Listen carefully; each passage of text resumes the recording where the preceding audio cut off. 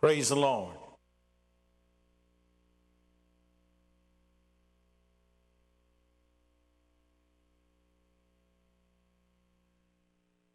Warm greetings in the sweet and matchless name of my Lord and Savior Jesus Christ, whom I serve and for whom I stand for. I'm glad that you have tuned in today to Logos TV. This evening, Sheba Thomas is going to minister to us. She will sing for us the song, Flower in the Rain. May the Lord speak to us and minister to us and our needs through her ministry. Here is Sheba Thomas.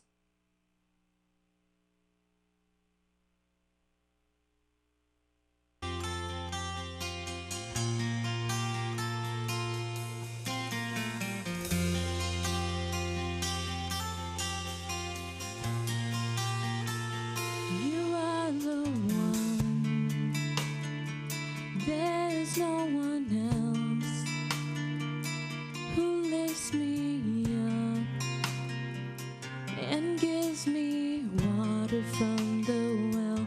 But there's a hole that seems to drain it all away, and once again I'm left in fear and doubt when all my strength is crying out.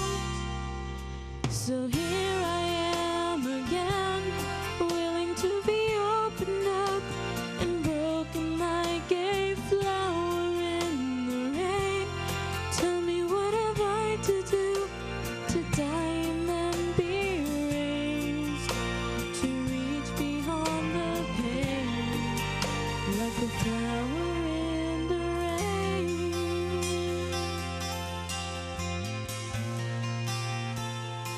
The evil wind, it blows a storm to rock my world. Just when I think I'm safe and warm, I'm led astray far too easily. It's always hard for me to say I'm wrong until I know I can't go on. Here I am again, willing to be opened up and broken like a flower in the rain. Tell me, what have I to do to die and then be raised, to reach beyond the pain like a flower in the rain? Lord, you search me and know when I sleep and when I rise. You're familiar with all my ways. Even the darkness will shine like the day when you look into my heart. Here I am again, willing to be opened up and broken like a flower in the rain. Tell me, what have I to do to die and then be raised, to reach beyond the pain like a flower in the rain,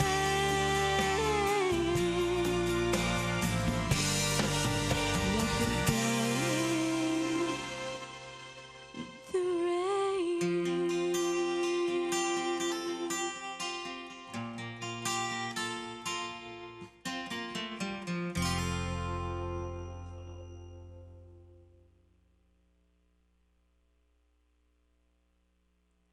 യേശുക്രിസ്തുവിലുള്ള എൻ്റെ സ്നേഹ അഭിവാദനങ്ങൾ ഈ രാത്രി നിങ്ങളെ ഞാൻ അറിയിക്കുന്നു. ഇന്ന് തിരുവചനത്തിൻ്റെ ശക്തമായ ആലോചന നിങ്ങളുടെ അടുക്കൽ എത്തിക്കുവാൻ സർവകൃപാലുവായ ദൈവം എനിക്ക് നൽകി തന്ന ഈ അനുഗ്രഹിക്കപ്പെട്ട ദിവസത്തിനായി ഞാൻ ദൈവത്തെ സ്തുതിക്കുന്നു. നിരാശയുടെ, പ്രതിലോമ ചിന്തകളുടെ, ഭീതിയുടെ, ഭയത്തിൻ്റെ അതിശക്തമായ ആക്രമണത്തിൽപ്പെട്ട് മൃതപ്രായമായ ഒരു തലമുറയാണ് ഈ ആധുനിക തലമുറ. ജീവിച്ചിരിക്കലും ചത്തതിനൊക്കുമേ എന്ന ആപ്തവാക്യം പ്രസക്തമാക്കിയ ഒരു തലമുറ ഒരു വശത്ത് മദ്യക്കുപ്പിയിൽ അർത്ഥപ്രാണനായി മുങ്ങി മരിച്ച് എന്ന പോലെ കിടക്കുന്നു. മറുവശത്ത് കുത്തഴിഞ്ഞ ജീവിതത്തിന് അഴുക്ക് ചാലിൽ അർത്ഥപ്രാണനായി തളർന്ന് കിടക്കുന്നവർ. ഇങ്ങനെ നീളുന്നു നിരാശയുടെ നെല്ലിപ്പലകയിൽ എത്തിക്കിടക്കുന്ന ഈ മനുഷ്യകോലങ്ങളുടെ പട്ടിക. ചുമലിൽ ജീവിത ഭാരവും പേറി നീങ്ങുന്ന സ്നേഹിത, ഈ അവസ്ഥയ്ക്ക് ഭേദമുണ്ടാകുമോ? നിന്റെ നിലയ്ക്ക് വ്യത്യാസം വരുമോ എന്ന് നീ ചോദിക്കുകയാണ്. ഓടി ഒളിക്കുവാൻ ഒരു സങ്കേതമുണ്ടോ? മറഞ്ഞിരിക്കുവാൻ ഒരിടമുണ്ടോ? ഒരു സുരക്ഷിത സ്ഥാനമുണ്ടോ? എവിടേക്ക് തിരിയണം? ആരോട് ചോദിക്കണം? ആരെ പിൻപറ്റണം എന്ന് ചിന്തിക്കുന്നതായ മനുഷ്യൻ. അണുവായുധങ്ങൾ തുടങ്ങി മാരകായുധങ്ങൾ മനുഷ്യന്റെ കൈകളിൽ എത്തിച്ച ശാസ്ത്രം ഇന്ന് പകച്ചു നിന്ന് മനുഷ്യന്റെ മുമ്പിൽ കൈമലർത്തുകയാണ്. ദൈവശാസ്ത്രം മനുഷ്യൻ അറിഞ്ഞിട്ടും അറിയാത്തവരെ പോലെ മുൻപോട്ട് പോകുകയാണ്. ഡോക്ടർമാർ വയ്യ, കഴിയുകയില്ല എന്ന് പറഞ്ഞ് മനുഷ്യനെ കൈവെടിയുന്നു. നിന്റെ കാലുകൾ ഇടറുന്നു, കണ്ണുകൾ നിറയുന്നു, മനസ്സ് നീറിപ്പുകയുന്നു, ചിന്തകൾ പതറുകയാണ്, ശരീരം തളരുന്നു, ബന്ധനങ്ങൾ മുറുകുകയാണ്. മരണം കൊതിച്ചുകൊണ്ട് നിൽക്കുന്ന സ്നേഹിത, ഇന്ന് നിന്നോടാണ് എനിക്ക് ദൈവത്തിന്റെ ദൂത് അറിയിക്കുവാനുള്ളത്. നിൽക്കൂ സ്നേഹിത, യുവാവേ, ഒരു നിമിഷം നിൽക്കൂ. എനിക്ക് നിന്നോട് അറിയിക്കുവാനുള്ള ഈ ദൂത് കേൾക്കൂ. എല്ലാം നഷ്ടമായിട്ടില്ല. ഇനിയും ജീവിതത്തിൽ അവസരങ്ങളുണ്ട്. നിനക്ക് പ്രത്യാശയുടെ സന്ദേശം നൽകുവാൻ ദൈവാത്മാവ് ഇന്ന് രാത്രി ആഗ്രഹിക്കുന്നു. ബൈബിളിൽ നിന്നും രാജാക്കന്മാരുടെ പുസ്തകം 17-ാം അധ്യായം 12, 13, 14 എന്നീ വാക്യങ്ങൾ ഞാൻ വായിക്കുന്നു. അതിന് അവൾ, നിന്റെ ദൈവമായ യഹോവ ആണ്. കലത്തിൽ ഒരു പിടി മാവും തുരുത്തിയിൽ അല്പം എണ്ണയും മാത്രമല്ലാതെ എനിക്ക് ഒരു അപ്പവും ഇല്ല. ഞാനിതാ 2 വിറക് പിറക്കുന്നു. ഇത് കൊണ്ടിയെന്ന് എനിക്കും മകനും വേണ്ടി ഒരുക്കി ഞങ്ങൾ അത് തിന്നിട്ട് മരിപ്പാനിരിക്കുകയാകുന്നു എന്ന് പറഞ്ഞു. ഏലിയാവ് അവളോട്, ഭയപ്പെടേണ്ട, ചെന്ന് നീ പറഞ്ഞതുപോലെ ചെയ്യുക. എന്നാൽ ആദ്യം എനിക്ക് ഒരു ചെറിയ അട ഉണ്ടാക്കിക്കൊണ്ടുവരിക, പിന്നെ നിനക്കും മകനും വേണ്ടി ഉണ്ടാക്കിക്കൊള്ളുക. യഹോവ ഭൂമിയിൽ മഴ പെയ്ക്കുന്ന നാൾ വരെ കലത്തിലെ മാവ് തീർന്നു പോകുകയില്ല, ഭരണിയിലെ എണ്ണ കുറഞ്ഞു പോകുകയില്ല എന്ന് ഇസ്രായേലിന്റെ ദൈവമായ യഹോവ അരുളി ചെയ്യുന്നു. കൊള്ളിമീൻ പോലെ ഇസ്രായേലിന്റെ ആത്മീയ നഭോമണ്ഡലത്തിൽ, രാഷ്ട്രീയ മണ്ഡലത്തിൽ ദൈവത്തിന്റെ പ്രവാചകനായി കത്തി ജ്വലിച്ചു നിന്ന ഒരു ദീപമായി എരിഞ്ഞ ശുശ്രൂഷ ചെയ്ത ഏലിയാവ് സാരെഫാത്തിലെ വിധവയുടെ ഭവനത്തിൽ എത്തുന്നതാണ് ഈ സന്ദർഭം. സാരെഫാത്തിന്റെ പദത്തിന്റെ അർത്ഥം, ആക്ഷരികമായ അർത്ഥം കത്തുന്ന ഭവനം എന്നാണ്, ബേണിംഗ് ഹൗസ്. ഇസ്രായേലിൽ കഠിന ക്ഷാമം കുടികൊണ്ട് കൊടുമ്പരി കൊള്ളുന്നു. അതിന്റെ പ്രത്യാഘാതങ്ങൾ അയൽ രാജ്യമായ, അയൽ പ്രദേശമായ സാരെഫാത്തിനെയും ബാധിച്ചു കഴിഞ്ഞു. മഴ പെയ്തിട്ട് വർഷങ്ങൾ കഴിഞ്ഞു. ദൈവം വിട്ടുമാറിയ ഇസ്രായേലിന് അത് തന്നെയാണ്, ഇസ്രായേലാണ് അതിന് കാരണം. ദൈവത്തെയും ദൈവവചനത്തെയും വെറുത്ത് പിന്മാറി നിൽക്കുന്ന സ്നേഹിത, ഇന്ന് രാത്രി നീ മുഖാന്തരം പലർക്കും ഉണ്ടായിരിക്കുന്ന ഭാരം, പലർക്കും ഉണ്ടായിരിക്കുന്ന വൈഷമ്യങ്ങൾ കാണുവാൻ നിന്റെ കണ്ണുകളൊന്ന് തുറന്നിരുന്നെങ്കിൽ കൊള്ളായിരുന്നു. ദേശത്ത് മഴ പെയ്യാത്തതിന് കാരണം നിന്റെ പാപമാണ്. നന്മ നീ അനുഭവിക്കാത്തതിന് കാരണം നിന്റെ അതിക്രമങ്ങളാണ്. മേൽഗതി പ്രാപിക്കാത്തതിന് കാരണം നിന്റെ അകൃത്യങ്ങളാണ്. മറ്റുള്ളവരുടെ മേൽ പഴി ചാരിക്കൊണ്ട് കാലം പൊക്കിയത് മതി, മടങ്ങി വന്ന് ഇന്ന് രാത്രി ദൈവത്തിന്റെ മുമ്പിൽ മുട്ടുമടക്കൂ എങ്കിൽ അത്ഭുതവാനായ ദൈവം നഷ്ടപ്പെട്ടതെല്ലാം നിനക്ക് മടക്കി തരുവാൻ സർവശക്തനത്രേ. സത്യദൈവമായുള്ള ബന്ധം ഇസ്രായേലിൽ കൊടിയ ക്ഷാമമെങ്കിൽ, പ്രൈസ് ദി ലോർഡ്, സത്യദൈവമായുള്ള ബന്ധം ഉള്ളതായ ഇസ്രായേലിൽ കൊടിയ ക്ഷാമമെങ്കിൽ, ദൈവത്തെ അറിയാത്ത സാരെഫാത്ത് കത്തുന്ന ഭവനങ്ങളെ കൊണ്ട് നിറഞ്ഞിരിക്കുകയാണ്. ആത്മീയ ഭക്ഷണത്തിന്, പോഷണത്തിന് ക്ഷാമം വന്ന പട്ടണങ്ങൾ, കുടുംബങ്ങൾ, വ്യക്തികൾ കത്തി എരിഞ്ഞ് തീരുകയാണ്. ഡാലസിന്റെ സ്ഥിതി അത് തന്നെയാണ്. ഫോർട്ട് വർത്തിന്റെ സ്ഥിതി അത് തന്നെയാണ്. അമേരിക്കയിലെ അനേക പട്ടണങ്ങളിൽ ബേണിംഗ് ഹൗസസ് ഉണ്ട്. ജീവിതങ്ങൾ എരിഞ്ഞുകൊണ്ടിരിക്കുകയാണ്, തീയിൽ എരിഞ്ഞ് പൊള്ളിക്കൊണ്ടിരിക്കുകയാണ്, വെന്തുപോകുവാൻ തുടങ്ങുകയാണ്. അവർ അതെ ഇങ്ങനെ വെന്തുപോയിക്കൊണ്ടിരിക്കുന്നതിന്റെ നടുവിൽ പ്രത്യാശയ്ക്ക് വകയില്ലാതെ അലറിക്കരയുന്നു. വേദനിച്ച് നിരാശപ്പെട്ട് വിമ്മി പൊട്ടുകയാണ് അവരുടെ ജീവിതം. ഹൃദയം തകർന്നുകൊണ്ടിരിക്കുകയാണ്.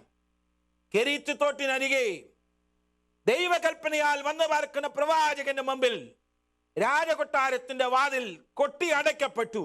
എന്നാൽ ആകാശം ചെമ്പ് പോലെ ആയിത്തീർന്നുവെങ്കിലും കാക്കയെ കൊണ്ട് തന്റെ ദാസനെ ഭക്ഷണം കൊടുത്തു ക്ഷാമകാലത്ത് ക്ഷേമമായി പോറ്റിയതായ ദൈവം തന്റെ കലവറ അവന് വേണ്ടി തുറക്കുകയാണ്. തോട് വറ്റിയപ്പോൾ, കാക്കയുടെ വരവ് നിലച്ചപ്പോൾ ദൈവം പറയുന്നു, നീ എഴുന്നേറ്റ് സീദോനോട് ചേർന്ന് സരഫാത്തിലേക്ക് പോകുക, അവിടെ പാർക്കുക, നിന്നെ പുലർത്തേണ്ടതിന് ഞാൻ അവിടെയുള്ള ഒരു വിധവയോട് കൽപ്പിച്ചിരിക്കുന്നു എന്ന് പറയുന്നു. ഇസ്രയേലിൽ അനേക വിധവമാർ ദൈവകൃപയുടെ അംശികളായി തീരേണ്ടവർ, ദൈവവചനവും സാക്ഷ്യങ്ങളും ദൈവിക പ്രമാണങ്ങളും നിയമങ്ങളും കയ്യിലുള്ള അനേക വിധവമാർ ഉള്ളപ്പോൾ സരഫാത്തിലെ ഒരു വിധവയുടെ അടുക്കലാണ് ദൈവത്തിന്റെ കൃപ കടന്നു എന്നത്. ദൈവം കടാക്ഷിച്ചത് അവളെയാണ്. ദൈവത്തോട് അടുത്തിരിക്കുന്നുവെന്ന്, ചേർന്നിരിക്കുന്നുവെന്ന്, ദൈവത്തോട് പറ്റിയിരിക്കുന്നുവെന്ന് പറയുന്നവർ ദൈവത്തെ അനുഭവിക്കാതിരിക്കുമ്പോൾ, അതേ സ്നേഹിത, ഇന്ന് നിന്റെ നേരെ വന്നിരിക്കുന്ന ദൈവവചനം ശ്രദ്ധിക്കൂ. നീ അകലെയായിരിക്കുന്നുവെങ്കിലും നിന്നെ അടുപ്പിക്കുവാൻ ദൈവകൃപ നിന്നെ തേടിയെത്തിയിരിക്കുന്ന ദിവസമാണിത്. ജീവിതമേ, നിന്നെക്കുറിച്ച് ദൈവത്തിനൊരു പ്ലാൻ ഉണ്ട്. Praise the Lord. ഇതുപോലെ ഒരു ഭവനമുണ്ടോ? കത്തി ജ്വലിച്ചു കൊണ്ടിരിക്കുകയാണ്. ദൈവാലോചന ഇസ്രായേലിന്റെ ബൗണ്ടറി വിട്ട്, അതിർത്തി വിട്ട് ദൈവം സരഫാത്തിലേക്ക്, സീദോനിലേക്ക് ദൈവം അയച്ചിരിക്കുകയാണ്. എല്ലാ ഉറവകളും അടഞ്ഞിരിക്കുന്നുവെന്ന് തോന്നുന്നുവോ? ഒരു പിടി മാവും അല്പം എണ്ണയും മാത്രമേ നിന്റെ കൈക്കലുള്ളുവോ? ശൂന്യമാകുവാൻ പോകുന്ന സംഭരണിയെ നോക്കി നെടുവീർപ്പിടുന്ന സ്നേഹിത, അത്ഭുതങ്ങളുടെ ദൈവം ഇന്ന് രാത്രി ജീവിക്കുന്നു. നിന്റെ നിരാശയെ മാറ്റുവാൻ അവനിതാ നിന്റെ അടുക്കൽ വന്നിരിക്കുന്നു. തേടിയതും നേടിയതും കരുതി വെച്ചതും ഓർക്കപ്പുറത്ത് കൂടുവിട്ട് പറന്നു പകര പക്ഷിയെ പോലെ നിന്റെ മുമ്പിൽ നിന്ന് ചിറകടിച്ച് മാറിപ്പോകുമ്പോൾ, യെസ്, സഹായിക്കുമെന്ന് നീ കരുതിയവരെല്ലാം നിന്നെ മറന്ന് ഈ നിമിഷത്തിൽ നിന്റെ ജീവിതത്തിന്റെ മുറ്റത്ത് വന്നു നിൽക്കുന്ന ദൈവത്തിന്റെ കൃപ, ദൈവത്തിന്റെ ശബ്ദം, ദൈവത്തിന്റെ ആലോചന, ദൈവത്തിന്റെ പ്രവാചകൻ, ദൈവത്തിന്റെ ദൂത്, ഇത് ശ്രദ്ധിക്കുവാൻ നീ ഇന്ന് ഹൃദയം തുറക്കുമോ? അവൻ പറഞ്ഞത് കേൾക്കൂ, അവൻ പറഞ്ഞത് അനുസരിക്കൂ. അവന്റെ വചനം നിനക്ക് അനുഗ്രഹമാണ്. അത് നിന്റെ സ്തുതിയെ വ്യത്യാസപ്പെടുത്തും, നിന്റെ കുഞ്ഞിനെ വ്യത്യാസപ്പെടുത്തും, നിന്റെ കലവറയെ വ്യത്യാസപ്പെടുത്തും, നിന്റെ ആഹാരത്തിന് വ്യത്യാസമുണ്ടാകും, നിന്റെ ജീവിത മണ്ഡലത്തിന് വ്യത്യാസമുണ്ടാകും. അത് നിനക്ക് ജീവനാണ്. അത് നിന്റെ സർവ്വദേഹത്തിനും സൗഖ്യമാണ്.